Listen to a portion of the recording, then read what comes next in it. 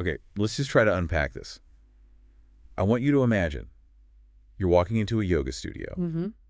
You know, the vibe, maybe some incense is burning, there's some gentle sitar music in the background. Sure, a very familiar scene. Yeah, exactly. You're there to stretch, maybe meditate. You're trying to get a little bit of relief from the crushing stress of corporate life in Tokyo. You want peace. You want health. You're trying to clear your mind. It's a sanctuary. It's what thousands, maybe millions of people are looking for every single day all over the world. Right. But then you fast forward, Mm. and it's barely a decade later. Mm. And the people who are running that yoga studio, they are not doing downward dog anymore. Not even close. They are manufacturing military-grade chemical weapons. They've built a massive industrial facility for it. They're out buying Russian military helicopters, Mm-hmm. and they are orchestrating one of the most terrifying domestic terror attacks the modern world has ever seen. It sounds like the plot of a really dark and honestly a very implausible thriller novel. You'd say it was bad writing if you saw it in a movie. It is the absolute definition of truth is stranger than fiction.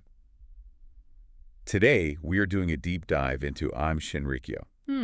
Now, most of you listening, you probably know the headline, the 1995 Tokyo subway sarin attack. Yeah. That's the moment the world just froze and looked at Japan in absolute horror. Right, that's the big one. But the backstory involves sci-fi obsessions. It involves failed political campaigns, anime, and just this slow, creeping descent into apocalyptic violence that is, it's honestly hard to wrap your head around. It really is. And I think that's our mission for this deep dive, right? To move past those headlines. We really want to understand the why and the how. Yes. How does a group that literally starts as a yoga school in Shibuya in 1984, Yeah. how does it evolve into a literal state within a state that is capable of biological and chemical warfare? Exactly. I really want to unpack the timeline, some of the strange details. Wait until we get to the Isaac Asimov connections, because that just blew my mind, and the psychology of all of it. How do you get from namaste to nerve gas? And I'll be here to help connect those dots on the doctrine. Because I think to really understand the violence, you have to understand the belief system, the specific theological why that made mass murder seem, at least in their eyes, like a spiritual act. Noble act. A noble act. And we're also going to look at how this group managed to survive even after the arrests, the trials, the executions, how they're still around today under new names. Because they did not just vanish. Okay, just a quick note on our sources. We are working primarily from a really comprehensive dossier on this, specifically the detailed reporting found in the Wikipedia archives on Aum Shinrikyo. It covers the history, the doctrine, criminal activities, current status. Yeah. We've really gone through it with a fine-tooth comb. And a necessary disclaimer before we really jump in, we are going to be discussing some very intense, very specific religious and political views that were held by this group. Right. We're reporting on these as factual events and beliefs to understand the history. We are in no way, shape, or form endorsing them. This is a look at how a syncretic belief system was twisted into a justification for absolute terror. Absolutely. So let's go back to the beginning. Yeah. 1984. The era of what? Big hair synthesizers. But in the Shibuya district of Tokyo, a man named Shoko Asahara opens a yoga school. And he wasn't born Shoko Asahara. Yeah. His birth name was Chizuo Matsumoto. He adopts this new name later on. Okay. And he starts this little group. It's called Umu Shinsen no Kai. Which translates to what? Roughly, a Daryum Heavenly Sage Association. And at this stage, February 1984, it really is just a yoga and meditation school. It takes a few years, but it eventually evolves and gains official religious organization status from the government in 1989. Okay, but here's where it gets really interesting for me, and it kind of defies the stereotype of what you think of as a cult member. Yeah. When we think of people getting sucked into these groups, we usually picture vulnerable people, maybe lost souls, people on the fringes of society who feel like they have nowhere else to go. But Aum was recruiting the best and the brightest. That is such a crucial distinction. Aum Shinrikyo was explicitly dubbed by the media and by itself a religion for the elite. For the elite. Yeah. They attracted a really shocking number of graduates from Japan's absolute top universities. We're talking about scientists, doctors, lawyers, people with PhDs in physics, astrophysics. The people who are supposed to be the most rational. The people who had climbed the academic and social ladder to the very, very top. These were not directionless kids.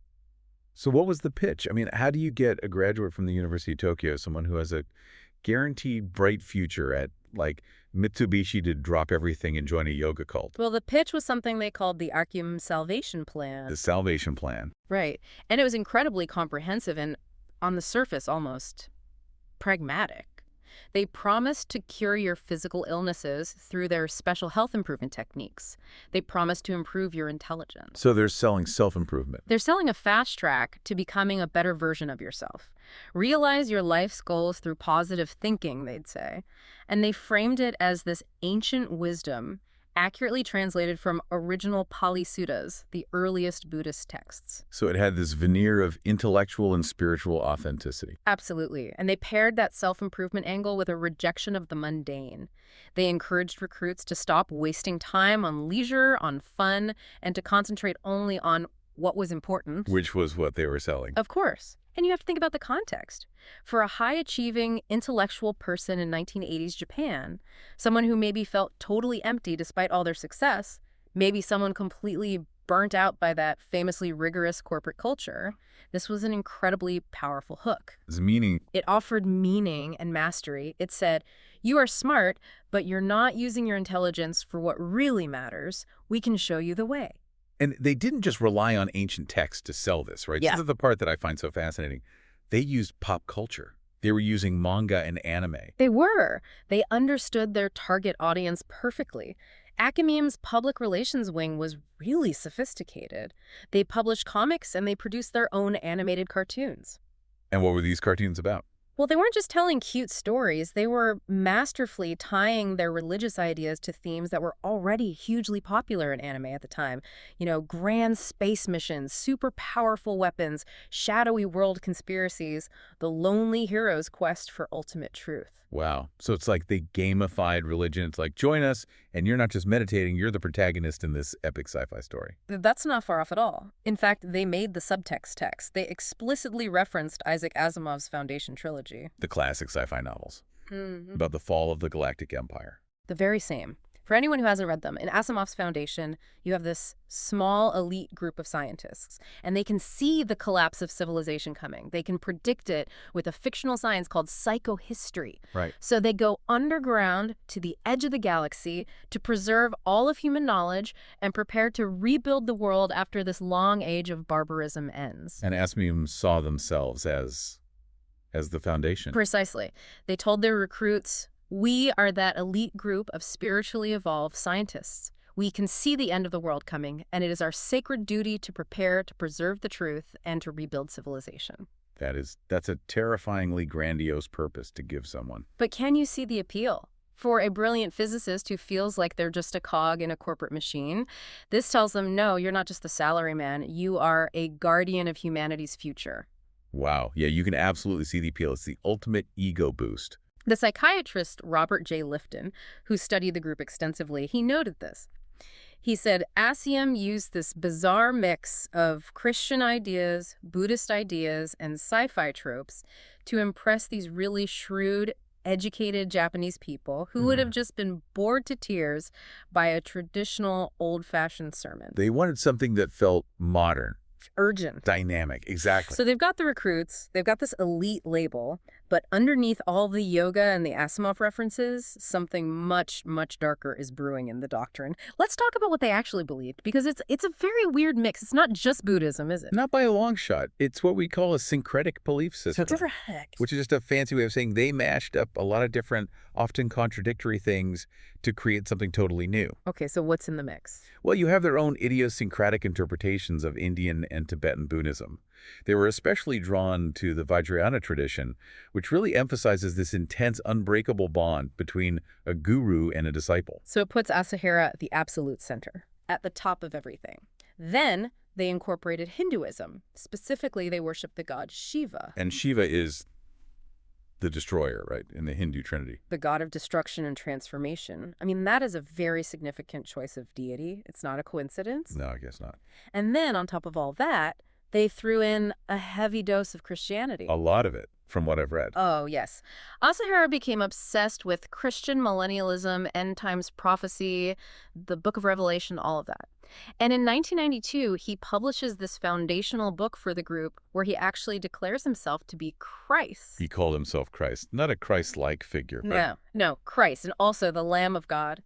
He claimed his divine mission was to take upon himself the sins of the entire world. Wow. He told his followers that he could transfer his spiritual power to them, and in doing so, literally absorb all of their bad karma.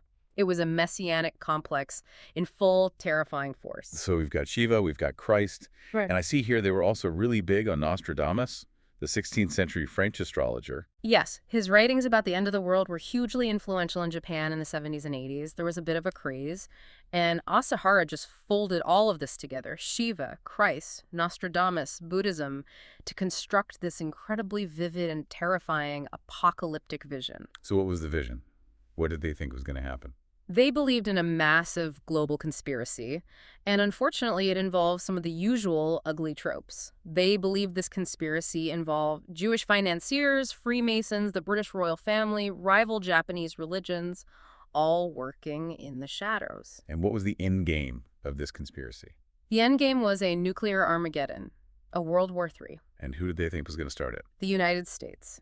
Asahara specifically referred to the U.S. as the beast from the Book of Revelation. He prophesied that the U.S. would attack Japan, which would trigger this final global war. Did they have a date for this? The timeline shifted. At first it was the year 2000, then 2006. But as things got more intense, he accelerated it to 1997. And they had specific ideas about how this war would be fought. I see here they believed it would involve particle beam weapons? Nuclear weapons and particle beam weapons, yes. Again, you can see that sci-fi influence bleeding through. They believed humanity would be almost completely wiped out. And only the enlightened few. Only the elite few in Atumum would survive to rebuild civilization from the ashes. It's the Foundation trilogy made real. Okay, this is where we have to talk about the justification for violence. Because, lots of cults have doomsday prophecies, lots of them. They go out into the desert, they stockpile beans, and they just wait. Right. They're passive. But Atum started killing people. Right. They became incredibly violent. How did they justify that within this belief system? This is the absolute key. It is the most chilling part of their doctrine. And it all centers on a single concept that Asahara created called POA. POA. P-O-A. That's right. It's his own twisted interpretation of a genuine Tibetan Buddhist concept called Phewa. And what is Phewa in actual Tibetan Buddhism? In the traditional context, it relates to the transfer of a person's consciousness at the very moment of their death. It's a set of practices designed to help you achieve a good rebirth or even enlightenment at that critical moment of dying. It's about a peaceful transition. Okay, so how did Asahara twist that? He twisted it into something completely unrecognizable and, frankly, monstrous. He argued that if a person is accumulating bad karma, which could mean anything from actively opposing Aum to just, living a normal, mundane life that distracts from the truth, then that person is destined for a hellish rebirth. They're going to suffer for eons. Okay, I think I see where this is going, and it's not good. It's not. Asahara's logic was this. If you kill that person, you stop them from accumulating more bad karma. You are freezing their karmic debt where it is. So killing them is a good thing. He taught that it was an act of salvation. You are saving their soul from a much, much worse fate in the next life. You are, in his words, doing them a spiritual favor. Wow. So murder becomes a spiritual service. Exactly. It's a complete moral inversion. Killing wasn't a crime. It was an act of mercy. It was a spiritual service you were performing for the victim. This doctrine of POA is what allowed these highly educated people, these doctors and scientists, to commit the most horrific atrocities without breaking their own internal moral code. Because in their minds, they weren't murdering people. They believed they were helping them. They were saving them by killing them. That is a terrifyingly effective psychological trap. And it wasn't just theory, was it? They started acting on this doctrine way before the 1995 subway attack. Oh, yeah. This brings us to the escalation phase, the creation of this state within a state. Right. The yoga school facade was starting to crack. By the late 1980s, definitely, there were accusations bubbling up, deception of recruits, holding members against their will, forcing them to sign over all their possessions and donate huge sums of money. Standard cult behavior, I guess. To a point. But then, in 1989, the violence turned lethal in public. This was the first murder. Yes. In February of 1989, a member tried to leave. He wanted out.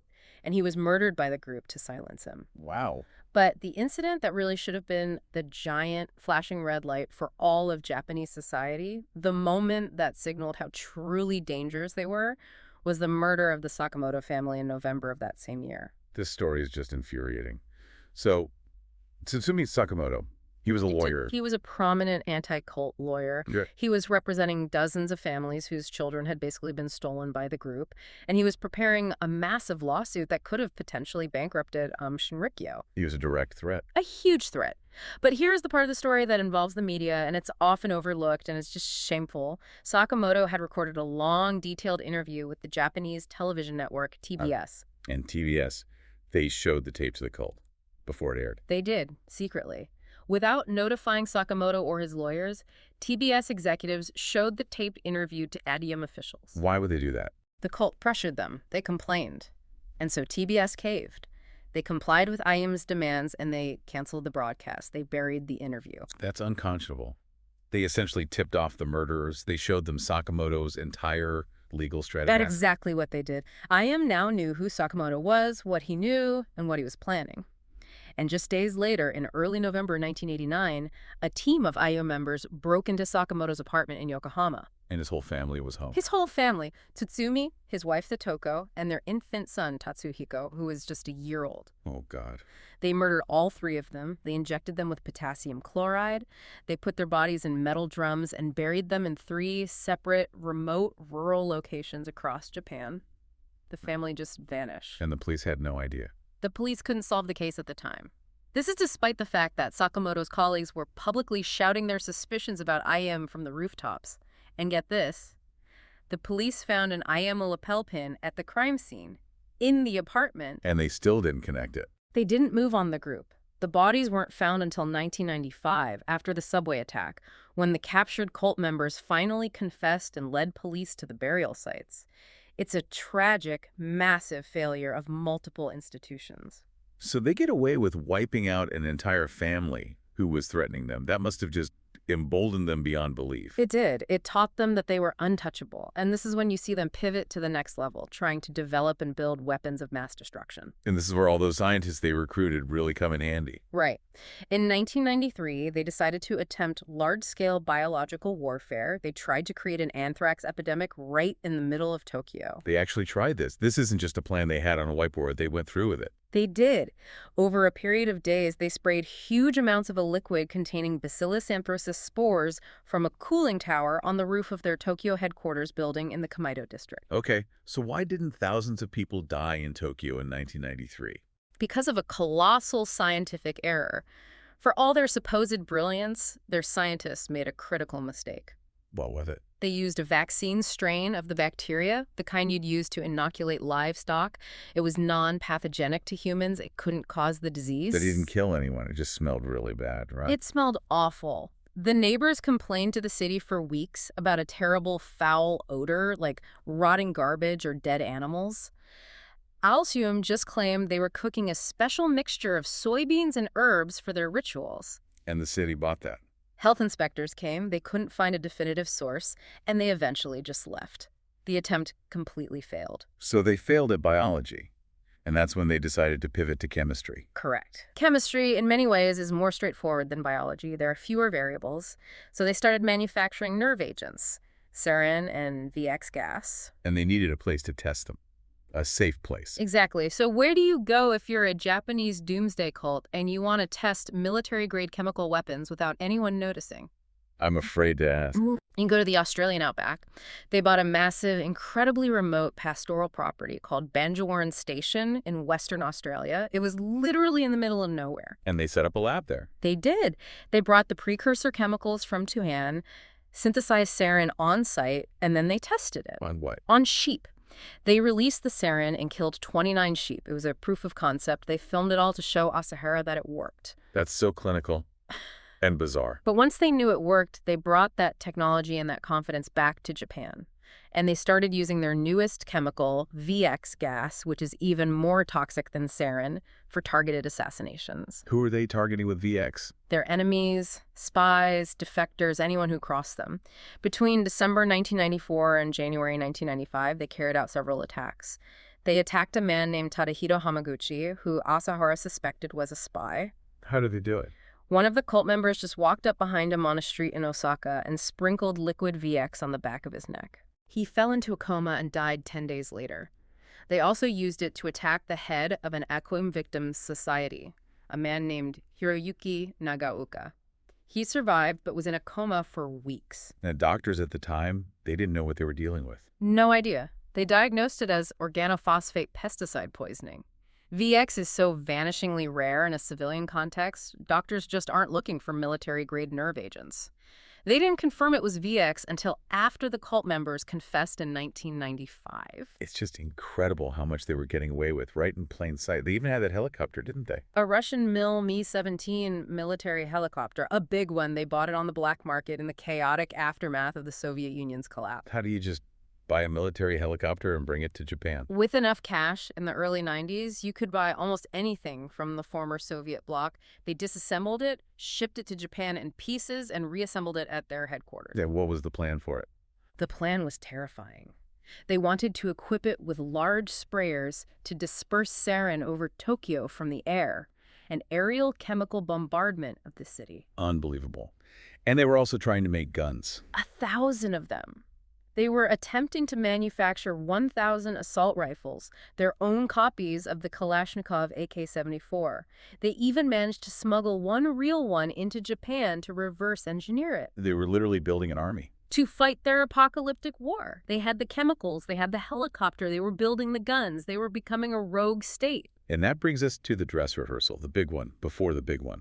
The Matsumoto incident, June 1994. This is a absolutely crucial precursor to the Tokyo attack. This is where they field-tested their sarin delivery system on a civilian population. In the city of Matsumoto, in Nagano Prefecture, why there? They were targeting judges. There was a real estate lawsuit against the cult that was being heard in Matsumoto, and they had received a tip that the judges were going to rule against them. So their solution, again, was just to murder the officials. Exactly. The plan was to use a converted refrigerator truck. They built a system inside where they could heat up the sarin and use a fan to blow the vapor out into the night air, hoping it would drift into the judge's dormitory. Did it work? Not as planned. The wind shifted. They largely missed the judge's building, but the colorless, odorless cloud of sarin gas drifted silently into a nearby residential neighborhood. Oh, no. It killed 8 innocent people in their homes and harmed over 500 others. But here's the real tragedy of justice in this specific case. The police, they didn't focus on the cult. They focused on an innocent local resident, a man named Yoshiyuki Kuno. This is a massive, massive miscarriage of justice. Kuno was actually one of the first people to call for help. He found his wife unconscious. But because he had some chemicals stored in his house, he was an amateur photographer and mixed his own developing agents, the police just fixated on him. They blamed the victim. Completely. They leaked his name to the press. The media camped out on his lawn for weeks. They branded him the poison gas man. All while his wife was in a coma from the gasochroma, by the way, that she never woke up from. She died years later without regaining consciousness. That is just heartbreaking. He was innocent, he was a victim who lost his wife, and yet he was treated as the villain. And this incredible tunnel vision by the police allowed the cult to remain free and continue their deadly plans for another 9 months. Which brings us to March 1995. The clock is now ticking. The police are finally getting ready to move on to Sarium. They've found soil samples from Matsumoto that have byproducts of sarin production, and they've linked them to the cult's compound. Right. It's March 1995. The police had finally put the pieces together. They planned a massive simultaneous raid on all of the cult's facilities across Japan. The date was set for March 22nd. But Arium had insiders. They knew the raid was coming. They did. They had members inside the Japanese self-defense forces, and there are allegations they had sources inside the police as well. Asahara got tipped off. He knew they were coming for him. So the leader knows the police are about to kick his door, and what does he do? He orders a diversion, a massive, shocking diversion. The logic was, if we cause an unprecedented catastrophe in the heart of Tokyo, the police will be so overwhelmed, so busy dealing with that, they won't have the resources to raid us. It's desperate, twisted logic. It's the logic of a cornered animal with weapons of mass destruction. And so, on the morning of March 20th, 1995, during the peak of morning rush hour, Right when the system is at its most crowded. the most crowded, Asino members boarded 5 different trains on 3 of Tokyo's busiest subway lines. the Chiyoda, Maruchi, and Hibiya lines. And these lines were not chosen randomly. They all converge at Kasumigaseki Station. Which is the station for the Japanese government. Exactly. The National Police Headquarters, the Diet Building, which is their parliament, all the major government ministries. It was a direct, targeted strike at the heart of the Japanese state. And the method they used. It wasn't some high-tech missile. It was disturbingly simple. Primitive but brutally effective. Each of the 5 perpetrators carried plastic bags, like something you'd get from a convenience store, filled with liquid sarin. The bags were wrapped in newspaper to conceal them. And then what? As their train approached the targeted station, they would simply drop the packets on the floor of the train car and puncture them with the sharpened tip of an umbrella. And then just get off the train. And then get off the train at the next stop and walk away while the liquid leaked out onto the floor. And it started to vaporize. Instantly. Sarin is extremely volatile. It turned into a deadly gas that filled the confined space of the subway cars and the station platforms. The impact must have been immediate and just horrific. It was. In the end, 13 people were killed. 54 were seriously injured, many with permanent brain damage. But the number of people affected is just staggering. Some estimates say up to 6,000 people sought medical attention for symptoms of sarin exposure. You just imagine commuters coming out of the stations, coughing, blinded. Their pupils constricted to tiny pinpoints, which is a hallmark of nerve agent poisoning.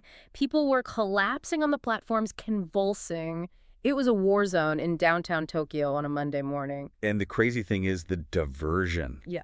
It failed. Completely backfired. If anything, it galvanized the police response. The police immediately realized this was a coordinated, sophisticated attack. And 2 days later, on March 22nd, they went ahead with their plan and launched massive raids on the cult's main headquarters in Kamikushiki, near the base of Mount Fuji. And when they got there, what they found was like something out of a James Bond movie. A villain's lair. It truly was. They found the chemical weapons labs, a huge multi-story building they called Station 7, which was a state-of-the-art chemical plant disguised as a religious shrine. They found explosives. They found the Russian military helicopter. They found a safe containing millions of US dollars in cash and solid gold bars. And they found cells. For prisoners. Yes, small, crude cells where they were holding members and defectors against their will. They also found production facilities for LSD and methamphetamine. Methan-LSD. Why? It seems they used the drugs for 2 main purposes. Revenue, by selling meth to the Yakuza, the Japanese mafia, and for initiation rituals. They would give followers massive doses of LSD to induce spiritual experiences and break down their psychological resistance. It was a factory for crime, drugs, and terror. But the panic in Tokyo, it didn't stop with the subway attack. The weeks following that must have been absolutely terrifying for people living there. It was a city under siege. Just 10 days after the subway attack, the chief of the National Police Agency, Takagi Kunimatsu, was shot 4 times by an assassin outside his home. They shot the police chief. I mean, talk about brazen. It was a message. It showed they still had reach and they weren't afraid. He survived, miraculously, but it sent a shockwave through the country. And then, in April, there was that bizarre murder on live TV. Hideo Murai. He was Athode's science and technology minister. Basically, the astrophysicist who was in charge of the entire weapons program. Right. He was surrounded by a massive crowd of reporters outside their Tokyo headquarters, and a man just pushed through the crowd and stabbed him to death right there on live television. Who was the attacker? He was a member of a Yakuza gang. But there has always been endless speculation about whether he was a lone wolf or if he was hired to silence Murai before he could tell the police all of the cult's secrets. Just chaos. And then the cyanide incident. This one, to me, is maybe the scariest of all. The one that keeps counterterrorism experts awake at night. On May 5th, a cleaning lady found a burning bag in a men's toilet in Shinjuku Station. The busiest train station in the entire world. In the world. Yeah. Inside the bag was a device designed to mix sodium cyanide and sulfuric acid. Which creates deadly hydrogen cyanide gas. Exactly. The fire was meant to burn through a container, allowing the chemicals to mix. But it was extinguished before it could fully activate. And if it had worked. The estimations were that if that gas had been sucked into the station's massive ventilation system, it could have killed as many as 10,000 people. 10,000. We came that close. That is horrifying. It just shows the sheer scale of their ambition. They weren't trying to make a statement anymore. They were actively trying to cause mass casualties on a scale that's hard to comprehend. So finally, the manhunt for the leader closes in. On May 16th, they catch Asahara. Where was he? This is another one of those cinematic moments. Police had been raiding the cult's buildings for weeks. On May 16th, they went back to a building at the Kamikushiki compound called the Sixth Station. They searched it top to bottom, couldn't find him. But he was there. He was. One of the investigators noticed something odd about the dimensions of a small room. They tapped on a wall and realized it was hollow. They broke it down and they found a tiny, secret, sealed compartment between the first and second floors. He was inside the wall. He was hiding inside the wall, curled up in a sleeping bag with a stash of cash. They pulled him out, disheveled and silent, and placed him under arrest. And even on that exact day, the cult tried one last act of violence. They did. A parcel bomb was mailed to the office of the governor of Tokyo. It didn't kill him, but it blew off all the fingers of his secretary's left hand when she opened it. A final, spiteful act. Let's talk about the justice process now. Because for the victims and their families, this wasn't quick. Not at all. Asahara was charged with 23 counts of murder and a host of other crimes, but the trial was an absolute marathon. It dragged on for years. What was his defense strategy? His strategy was mostly silence. He would mumble incoherently. Sometimes he'd speak in broken, nonsensical English.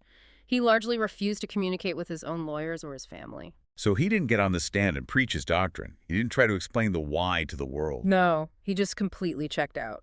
The defense team tried to argue that he was mentally unfit for trial, that he was too ill, but the courts repeatedly ruled that he was competent and was likely malingering.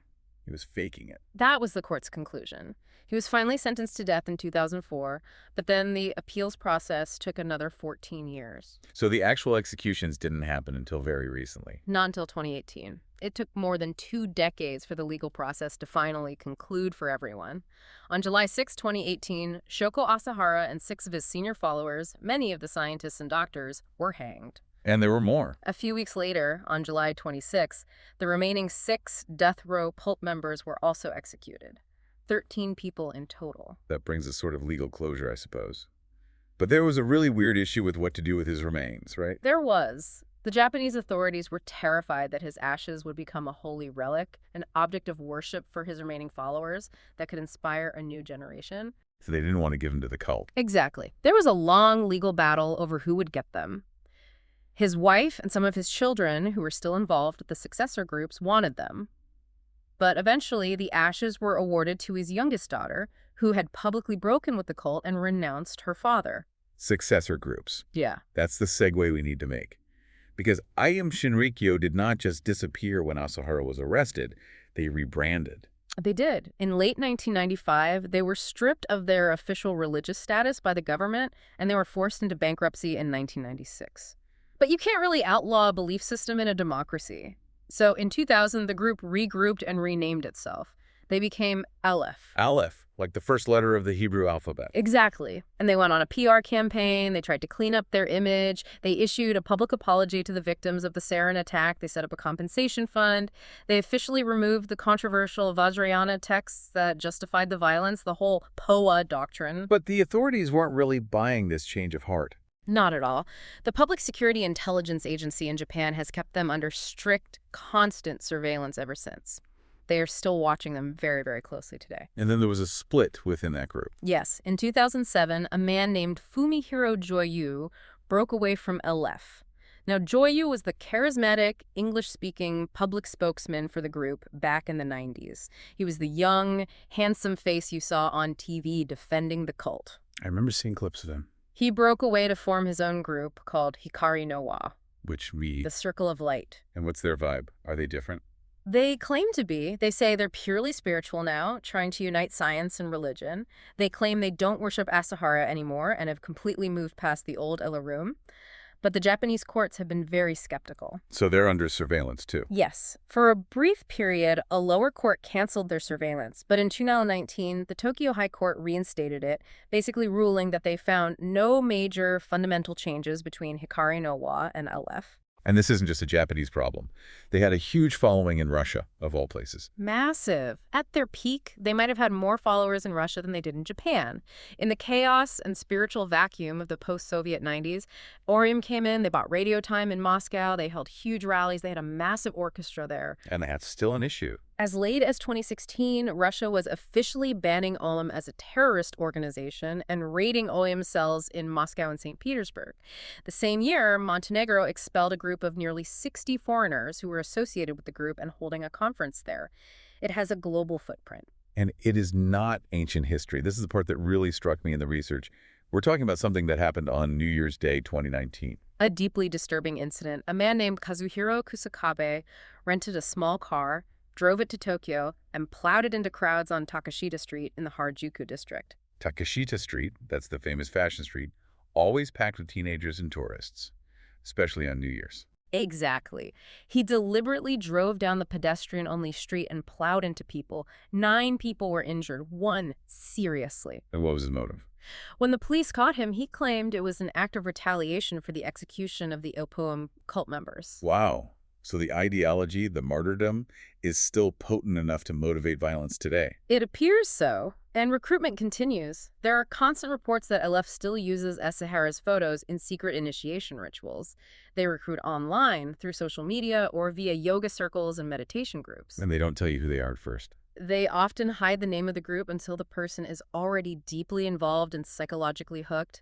You think you're joining a mindfulness group, and 6 months later, you realize you're in the successor to a doomsday cult. And there are reports of a new generation of admirers. Yes, young people in Japan who are deeply dissatisfied with modern society, who feel alienated, and who look at Aum's rebellion against the system and find something appealing in it. They romanticize the counterculture aspect while conveniently ignoring the mass murder. That is heavy. So let's try to synthesize all of this.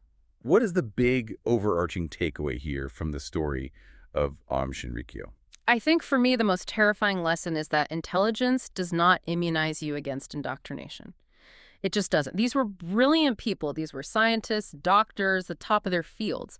But they were looking for meaning, for purpose, and they found a narrative that made them feel special. It made them feel elite. And that narrative was so powerful that it completely twisted their morality. It turned saving the world into, we have to destroy the world to save it. Precisely.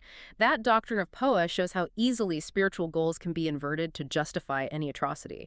And then there's the what-if factor, which is the part that keeps security experts up at night. Right. What if the anthrax attack had worked? What if they had used a pathogenic strain? What if the cyanide device in Shinjuku Station had fully deployed? We are talking about potential casualties not in the dozens, but in the tens of thousands. It was that close.